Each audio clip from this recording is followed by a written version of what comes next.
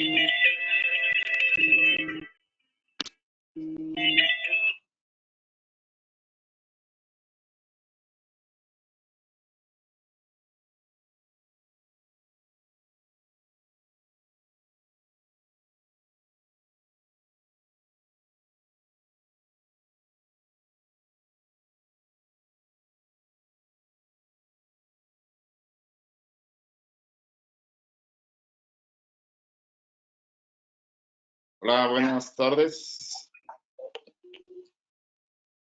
Bueno, ¿me escuchan?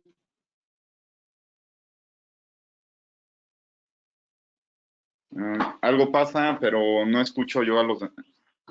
Ok, ya, perfecto, ya me escuchan. Muy bien.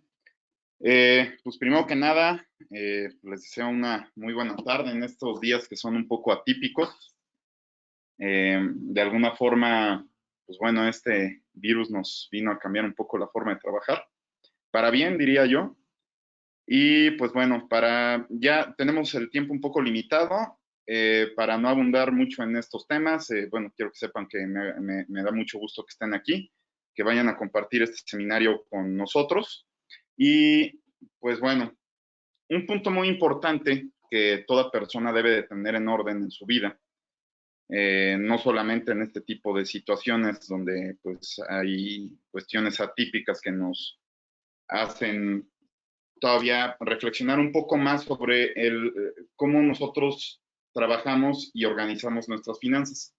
Es justo este tema, el tema de la planeación financiera.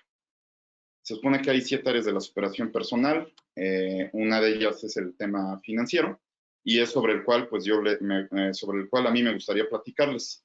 En sí la presentación es breve, debido al tiempo que tenemos, no me puedo extender mucho, pero lo que vamos a platicar son, en efecto, sobre 2 teorías del dinero que en lo particular me parecen muy atinadas y que pueden ser como el inicio o la base para poder estructurar de mejor forma pues la vida financiera de una persona, ¿no? Estas 2 teorías que vamos a ver el día de hoy es la parte del embudo del dinero y la otra teoría es la teoría del huevo. Les voy a pedir por favor que si llegaran a tener dudas sobre la marcha, sobre lo que yo vaya explicando, si por favor las pudieran ir apuntando en el chat que tenemos, y al final voy a destinar 10 minutos precisamente para resolver estas dudas que se pudieran presentar, ¿no? ¿Ok? Muy bien. Sobre el embudo del dinero, les comento un poco qué es lo que están viendo ustedes en su pantalla. Como tal, ustedes en su pantalla están viendo un diagrama. ¿Qué es lo que se ve? Un embudo en donde viene dinero adentro, al final vienen ciertas cuestiones a los lados, unos recuadritos en donde viene el detalle de a qué se refiere cada una de las 2 flechas que salen de este embudo. Al final hay una flecha que sale hasta abajo, que simboliza el dinero que tenemos disponible cuando lo necesitamos. Ahora, les voy a explicar este embudo, a qué se refiere, que es digamos, es una ilustración muy aterrizada a lo que la mayoría de la gente tiene en el aspecto financiero, ¿no? Por lo general, una persona tiene su patrimonio conformado por 4 cosas. Uno, que son los bienes personales. Otro, que son los negocios y las prestaciones, o llámese el sueldo, si en el caso de un empleado. La parte del seguro de vida, en dado caso de, digamos, alguna herencia o alguna cuestión de algún familiar que a su fallecimiento, pues hizo que la gente percibiera cierta cantidad de dinero.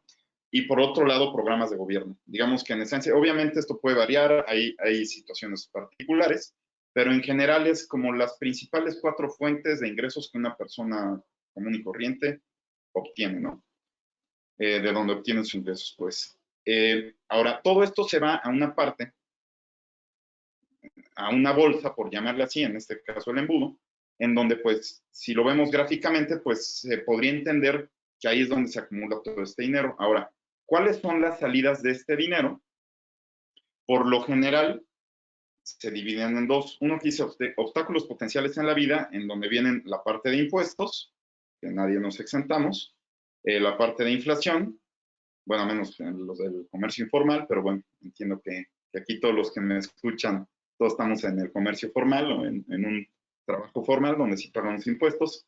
Tenemos la parte de inflación. El dinero con el paso del tiempo va perdiendo valor adquisitivo. Eso me imagino todos ya también lo habían escuchado, este término de inflación. La parte de malas inversiones, sobre todo gente que es emprendedora. Y bueno, también empleados, si deciden iniciar algún tipo de negocio, alguna cuestión de inversión en donde pensarían que el dinero les va a regresar con creces, muchas veces no es así, digo, es parte de la vida financiera o la vida de un emprendedor, no todas las inversiones son redituables, pero pues bueno, es algo a lo que estamos expuestos. Cuidados a largo plazo, viene la parte de incapacidad, digamos, si llegáramos a presentar ya sea por alguna enfermedad o algún accidente, alguna incapacidad, pues obviamente esto generaría gastos que no tendríamos que cubrir. En ciertos casos sería muy imprevisto este caso, como en el de ahorita. Ahorrar para gastar. Aquí mucha gente lo que hace es que ahorra, pero sin un propósito. Ahorra por el simple hecho de no gastarse de su quincena, pero al final se la termina gastando tiempo después, ¿no? Sin que sea algo que sea necesariamente algo indispensable para su desarrollo y crecimiento, ¿no? O para su vida, para su subsistencia. Lo otro es la falta de disciplina. La mayoría de la gente en México, esto es una realidad, no tiene una educación financiera de finanzas personales sana. Muchas veces en México lo que sucede es que la gente percibe ingresos y se los gasta, le suben su sueldo o percibe más ingresos y se lo sigue gastando. Veo aquí que Brisa Pantaleón me comentaba que no se escucha, espero ya esté escuchando. Si es que sigues sin escuchar, te pediría por favor ahí nada más que lo comentes nuevamente para ver qué podemos hacer. Está la parte, como les digo, la falta de disciplina. Hay mucha gente que ahorra sin un propósito y eso lo que hace es que se gaste en cualquier cosa. Gastos básicos y a discreción, pues claro, lo que tenemos que gastar en el día a día. Y gastos para cuidar la salud y la longevidad. ¿A qué se refiere esta parte? Pudiera ser una consulta médica, algún medicamento, el seguro de gastos médicos mayores, algún estudio preventivo para pues, evitar caer en alguna enfermedad a futuro, etcétera, ¿no? Y la longevidad, ¿esto a qué se refiere? A que, digo, la mayoría de la gente, bueno, más bien yo diría que toda la gente, deberíamos de preocuparnos por 2 cosas en esta etapa, que es nuestra etapa económicamente activa. Una, para vivir como queremos vivir, y 2, para empezar, o más bien para ocuparnos de cómo queremos vivir en nuestra etapa de retiro. Yo imagino que la mayoría de la gente aquí le gustaría en algún momento de su vida dedicarse solamente a lo que más les gusta, ¿no? Es a lo que yo le llamo la etapa de retiro. Entonces, pues además de ver hoy en día nuestra etapa económicamente activa para vivir, hacernos de bienes, vivir con el estilo de vida que queremos, también debemos de empezar a ver y hacer un plan para que en esa etapa etapa que nosotros pues podemos hacerlo sin ningún problema, ¿no? Que no sea un tema, un obstáculo para lograr. Del otro lado, tenemos necesidades efectivas, de efectivo al fallecer, perdón, dice fondo inmediato del dinero. En dado caso de fallecer, a tus seres queridos, pues les va a pasar esta carga si es que tú no te ocupas de ella en un inicio, ¿no? El fondo para liquidar deudas, si es que te quedaste con deudas, muchas deudas bancarias, bueno, tienen ahí sus seguros, pero no siempre se maneja así, ¿no? Pudieran ser deudas con proveedores. Al momento del fallecimiento, pues la deuda va a tus herederos, ¿no? A menos que esté bien estipulado eso. En teoría también deberíamos de tener un fondo para que en dado caso que esto sucediera, todo estuviera cubierto y pues este tipo de obligaciones no tengan que pasar a tus seres queridos, ¿no? Tenemos la parte de fondo de emergencias. Este es un fondo que siempre debemos de tener. En teoría se recomienda, según los expertos, que sea de 3 a 5 veces tus gastos mensuales. O sea, el importe de tus gastos mensuales, multiplicarlo por 3 o por 5. A mí me gusta irme por un escenario un poco más conservador e irme a 5 veces. ¿Esto a qué se refiere? Es un fondo en el cual tú, si tuvieras algún imprevisto, tuvieras dinero líquido, es dinero que debes de tener al momento. Es diferente, digamos, a lo que veíamos del tema de longevidad, ¿no? A un ahorro para tu retiro. Ese es para tu retiro y la idea es que si tuvieras una emergencia en esta etapa de tu vida, no uses tu dinero para el retiro para subsanar este problema o esta situación que surgió, ¿no? Para eso tienes tu fondo de emergencias. O sea, lo que debemos de empezar a hacer nosotros para llevar unas finanzas sanas es empezar a estructurar nuestro dinero. En la escuela nos enseñaron a sumar, restar, multiplicar, dividir, integrales, derivadas, etcétera, etcétera, pero por absurdo que parezca, no nos enseñaron a administrar nuestro dinero, ¿no? Entonces, ¿cómo es como debemos empezar a hacerlo? Empezarlo a manejar por estos rubros, ¿no? Sigo, fondo para el cuidado de los hijos o del hogar. Claro, en caso de que llegara a sucedernos algo, debe de haber un fondo para que tus hijos puedan seguir viviendo, siendo que bajo el entendido que si son menores de edad, pues no son autosuficientes económicamente hablando. El fondo para la educación, mucha gente, incluso muchos de nuestros clientes, el mayor propósito que ven cuando tienen hijos es pues darles lo mejor a ellos y muchas veces lo traducen en la educación que les van a dejar, ¿no? Muchos de ellos sacan los fondos universitarios para su universidad, etcétera, ¿no? Para estar protegidos en este aspecto y pues bueno, la herencia, ¿no? Aquí incluyen pues bienes, propiedades, etcétera, ¿no? Y al final, después de todo esto que nosotros debemos de contemplar, al momento que llegue el dinero a nosotros debemos de repartirlo en todos estos rubros, al final va a quedar el dinero que nos queda pues para que lo que nosotros queremos, ¿no? Entonces, sobre esta parte, no sé si quieran tomarle una impresión de pantalla. Es una forma de dividir el ingreso, de alguna forma. Me parece práctica y funcional. Fue por eso que se las quise compartir. Ahora, como tal, esto es solamente un ejemplo de, como les decía, de cómo poderlo separar o cómo poder estructurar de alguna forma gráfica las finanzas de una persona. En la siguiente diapositiva, que les voy a mostrar, que es la parte de la teoría del huevo, que es precisamente esta, les voy a explicar un poco a qué se refiere esta teoría.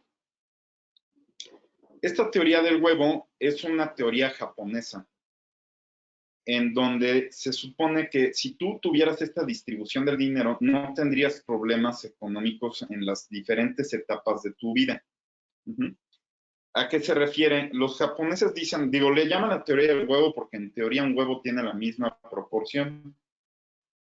El 24% se supone que es la yema y el 76% se supone que es la clara, ¿no?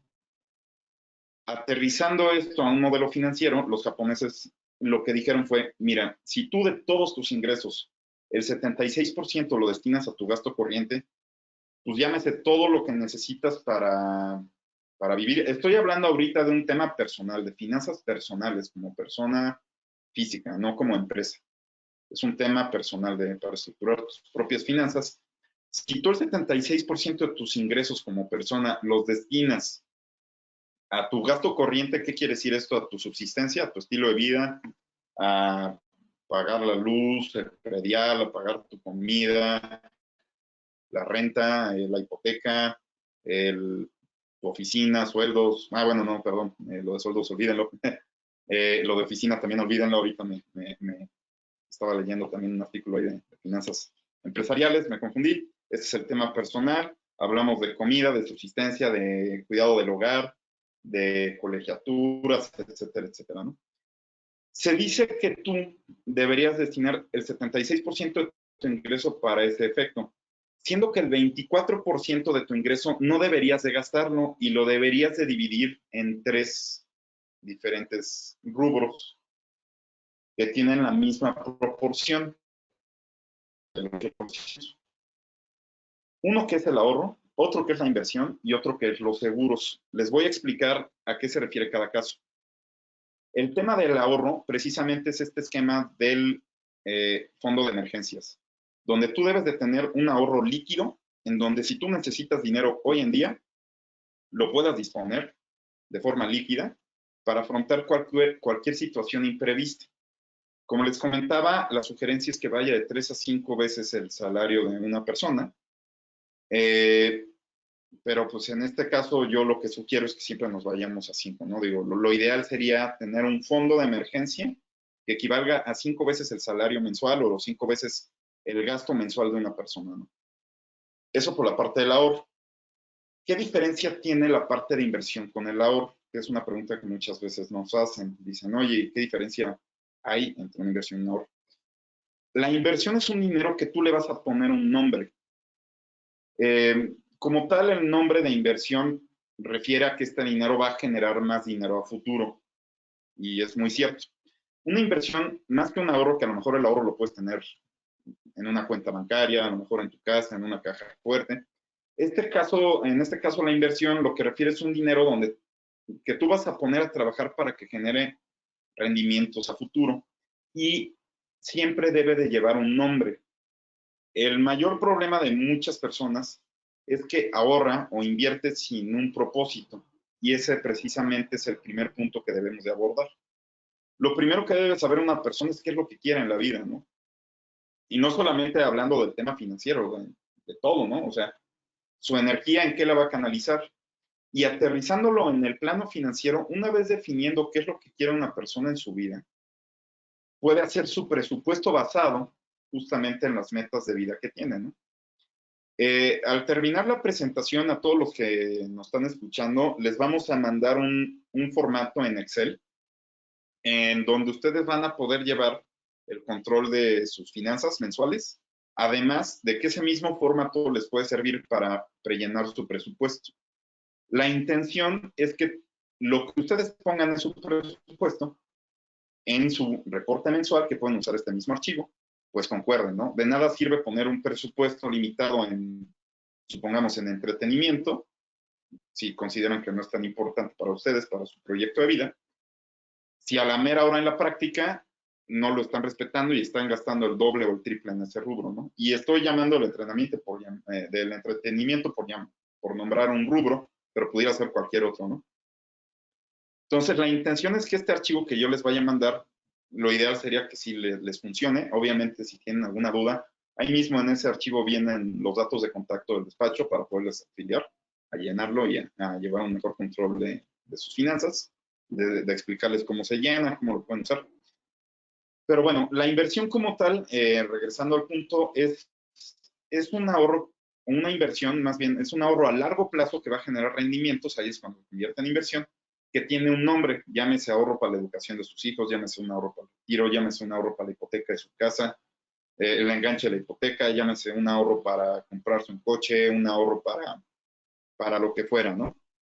Debe de llevar un nombre y lo ideal sería no tocar ese dinero a menos que fuera para lo que lo destinaron. Claro, yo entiendo, como en este caso, qué mejor ejemplo de esto del COVID, si hay alguna situación extraordinaria en donde a lo mejor tu fondo de emergencias no rindió, podrías, bajo una excepción extraordinaria, muy extraordinaria, voltear a ver este tipo de inversiones para poder salir del apuro, ¿no? La recomendación que yo les hago es que todo el dinero que destinen a inversión se olviden de que existe. Este dinero no existe más que para lo que lo destinaron, ¿no? ¿Ok? Y por otro lado viene la parte, este otro 8%, que es la parte de seguros. Aquí en imagen viene vida, gastos médicos, autos, yo además agregaría la parte de daños. ¿A qué se refiere? Los seguros lo que van a hacer es blindar todo el otro 92% de dinero que tienen. Es decir, tanto su gasto corriente como sus ahorros, como su inversión, van a estar protegidos por este 8%, que es la parte de los seguros. ¿Qué quiere decir en dado caso que tuvieran algún imprevisto de salud? Sí tienen su fondo de emergencias, ¿no? Pero el fondo de emergencias, seamos sinceros, una enfermedad grave no lo va a cubrir. O sea, el fondo de emergencia sirve para un apuro en donde hay que sacar dinero rápido, pero pues, de igual forma no es una gran cantidad. El seguro de gastos médicos sí los va a blindar financieramente contra todo lo que tengan que gastar en dado caso de un tema de una enfermedad, ¿no? O algún accidente. Hablemos de una inversión. Supongamos que, pues, no sé, algo sucede, alguna tempestad, una inundación, un terremoto, llamémoslo así. Lamentablemente, pues a raíz de eso, gran parte de sus bienes se echan a perder. Hablemos del ejemplo de la inundación. Se inunda y todos sus aparatos electrónicos, sus muebles, pues se pierden. Van a tener que volver a hacer la compra o el gasto por ellos mismos, ¿no? Para que en vez de que saquen de sus ahorros o de la inversión ese tipo de recurso que no está destinado para eso está el seguro de daños, por llamarlo así, el seguro del hogar, en donde la póliza de seguro va a pagar esos gastos, ¿no? Otro ejemplo, el seguro de vida es muy importante. Si ustedes tienen familia, en dado caso de fallecimiento, pues los gastos en su familia van a seguir. Y si su familia depende de ustedes o en parte depende de ustedes, créanme que es un ingreso que van a dejar de percibir y es algo que va a hacer que su estilo de vida baje drásticamente. Entonces, un seguro pudiera ayudar en eso también. En resumen, lo que dice la teoría del huevo es, si tú administraras tu dinero de esta forma, por el lado de los seguros estarías blindado financieramente sobre cualquier imprevisto catastrófico, algo ya que necesita una cantidad de dinero fuerte. Por el lado del ahorro tendrías, pues, dinero líquido para afrontar alguna emergencia. El lado de la inversión te va a ayudar a planear tu futuro financiero y la parte del gasto corriente no debe de exceder el 76%. Esto es lo que dice la teoría del huevo, ¿no? Me gustaría dejarles en la sesión de hoy hasta este punto, estas dos teorías que revisamos, que es la teoría del huevo y la parte del embudo. Obviamente estos 20 minutos no nos van a hacer cambiar nuestra vida, digamos. Me imagino que quedan muchas dudas con ustedes, pero pudiera ser una buena base para empezar con lo demás. Como les comentaba, les vamos a mandar un archivo de Excel que les va a ayudar a administrar sus finanzas de tal forma, si ustedes ya quieren aplicar la teoría del huevo en su planificador presupuestal de Excel que les vamos a mandar, estaría excelente, sería lo mejor que pudieran hacer. Justo en el archivo de Excel, aquí en el ejemplo que les puse del embudo del dinero, más que nada lo que hace este embudo es muchas veces abrirte la mente sobre ciertas cuestiones o gastos o rubros financieros que mucha gente luego no tiene presente, pues que son de igual forma importante. Digo, casi nadie se exenta de este tipo de rubros financieros en los que tiene que invertir, que ahorrar, que gastar. Pero bueno, en el archivo de Excel vienen estos y vienen otros más, ¿no? Está muy completo el archivo de Excel que les vamos a mandar. Obviamente va a haber rubros que no aplican para algunos de ustedes, va a haber otros que sí aplican para algunos y para otros, ¿no? Por lo mismo que es muy completo, pues bueno, ya cada caso es diferente. Pero en sí es lo que yo les quería compartir en esta ocasión, espero haya sido de su utilidad. Y me gustaría saber si tienen alguna duda y con muchísimo gusto podérsela resolver, ¿no? Quedo aquí al pendiente.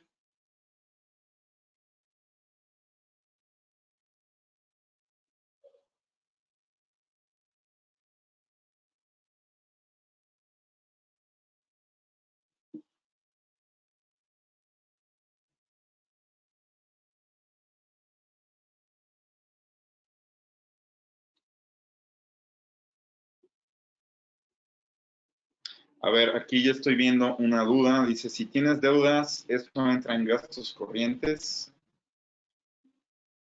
Sí, como tal, la deuda entra en gastos corrientes como tal.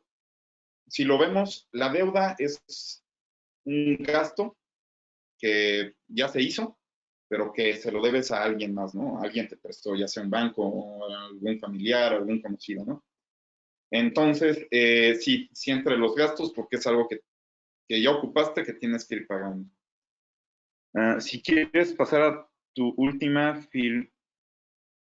Ok, ok. Muy bien.